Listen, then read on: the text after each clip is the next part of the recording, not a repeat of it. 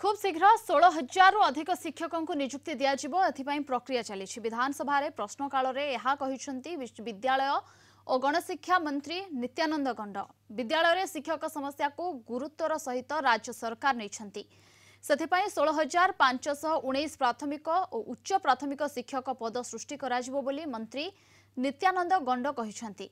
एबे राज्य में खाली पड़ी 17,761 शिक्षक पदवी। आज विधानसभा बजेट अधिवेशन पंचम दिन स्वाभाविक भाव में प्रश्नकाल चली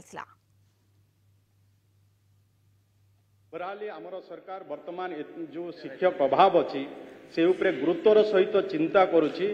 आगामी किछि आमर प्रोसेस रे भी रिक्रुटमेंट प्रोसेस रे भी अच्छी आउ अल्प कम दिन भितर आम जो 16,000 जो शिक्षक नियुक्ति दबु से नियुक्ति देला पर मते लागुची आम सबु जिलार जो समस्या रही किसी मात्र निश्चय तार समाधान हो पारे।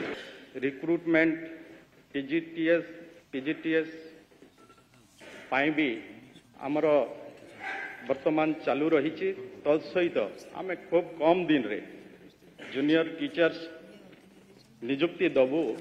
तेणु जो समस्या वर्तमान भी स्कूल मानक रही मते लगुच आगामी दिन रे आमे आकु निश्चय आमर मान्य मुख्यमंत्री नेतृत्व रे आमे ई जो स्कूल मानक जहाँ जहाँ भी समस्या रही से समस्या को आमे समाधान करिबारे सक्षम हो।